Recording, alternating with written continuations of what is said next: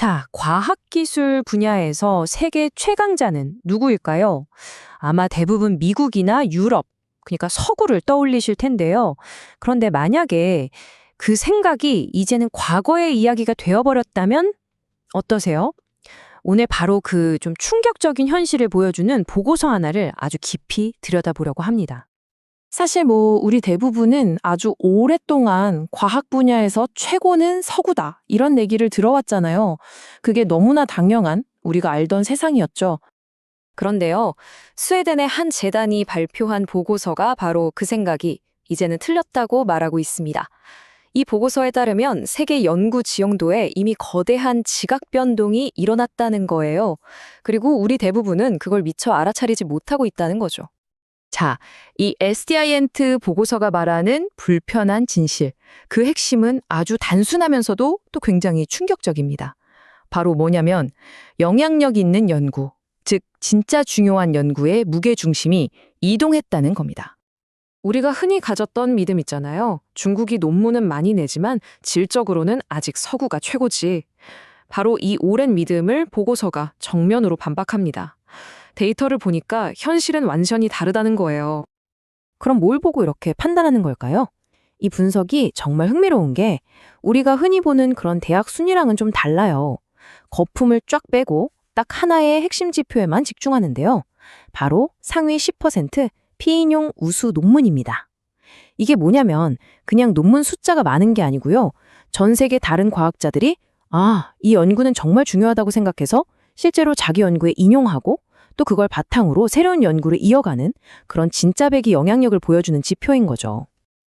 자, 이제부터 보여드릴 데이터는요, 이 변화가 얼마나 극적인지를 아주 명확하게 보여줍니다. 이걸 보면 정말 무시하기가 어려울 정도예요. 지난 10년간 세계 최상의 연구기관들이 어떻게 변했는지 한번 보시죠. 자, 한번 보세요. 불과 10여 년 전, 그러니까 2009년에서 2012년 사이에는요, 세계에서 가장 영향력 있는 연구기관 상위 20곳 중에 중국 대학이 몇 개였을까요? 놀랍게도 단 한 곳도 없었습니다. 0개였어요. 그런데 딱 10년 뒤를 보세요. 2019년에서 2022년 사이, 이 숫자가 어떻게 변했을까요? 0개에서 무려 12개로 늘어납니다. 상위 20개 기관 중에 12개가 중국 대학이라는 거죠. 그냥 순위권에 들어온 정도가 아니에요.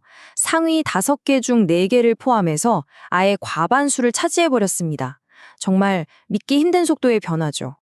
특히 미래 기술과 경제의 핵심이라고 할 수 있는 스템 분야, 그러니까 수학, 컴퓨터 과학, 물리, 공학 쪽을 보면요. 이 우위는 정말 압도적입니다.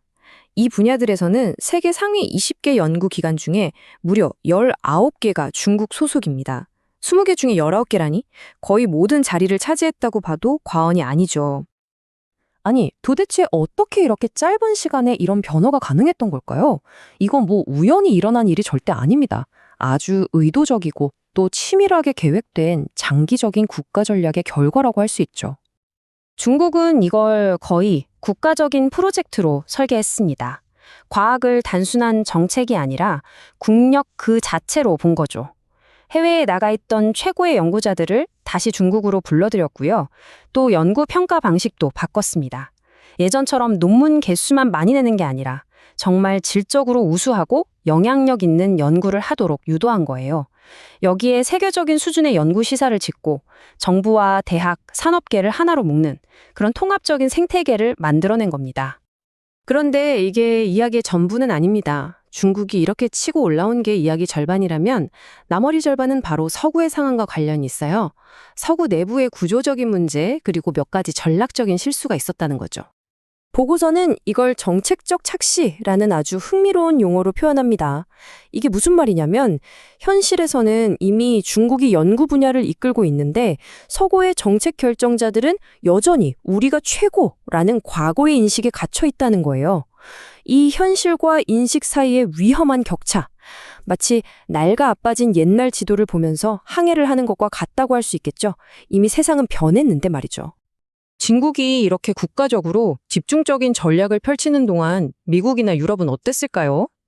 기초 연구에 대한 공공기금은 줄어들고 정치적인 불안정 때문에 장기적인 전략을 세우기도 어려웠죠. 게다가 유럽은 연구 구조가 좀 분산되어 있고요. 결정적으로 이제 막 떠오르는 연구 강대국인 중국과의 협력을 스스로 끊어버리는 선택을 합니다. 이게 역설적으로 스스로의 경쟁력을 갉아먹는 결과로 이어진 거죠. 자, 이렇게 완전히 새로운 현실이 펼쳐지면서 이제 서구는 아주 근본적인 딜레마에 빠지게 됩니다. 과연 중국과 협력해야 할 것인가? 아니면 봉쇄해야 할 것인가? 그러니까 이제 핵심 질문은 더 이상 어떻게 하면 중국의 부상을 늦출 수 있을까가 아닙니다.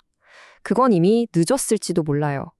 이제는 중국이 리더가 된 이 새로운 현실을 어떻게 받아들이고 어떻게 대응해야 하는가. 이게 진짜 질문이 된 거죠. 근데 이게 참 어려운 문제인 게 어느 쪽을 선택하든 상당한 위험이 따릅니다. 중국과 협력하자니 기술이 유출될까 걱정되고 안보 문제도 걸리죠. 그렇다고 교류를 끊어버리자니 세계 최고 수준의 연구에서 소외되고 결국 핵심 기술 경쟁에서 뒤처질 수 있다는 더 큰 위험이 있는 겁니다. 글로벌 과학 발전 전체가 둔화될 수도 있고요. 그래서 이 보고서는 아주 의미심장한 결론을 내립니다. 중국과 협력하는 것, 물론 위험이 따른다. 하지만 협력하지 않는 것은 훨씬 더 큰 위험을 수반한다. 그러니까 완전한 단절보다는 위험을 잘 관리하면서 협력하는 편이 낫다는 거죠. 결국 이 모든 변화는 우리에게 아주 근본적인 질문을 던집니다. 21세기의 글로벌 리더십이라는 게 과연 뭘 의미하는 걸까요? 이제 질문은 누가 세계를 이끄는가가 아니라 어쩌면 누가 세상을 정의하는 새로운 지식과 연구를 만들어내는가가 되어야 할지도 모릅니다. 지식을 창출하는 힘이 곧 궁극적인 힘이 된 시대. 오늘 살펴본 이 보고서는 바로 그 힘의 중심이 이미 이동했음을 우리에게 똑똑히 보여주고 있습니다.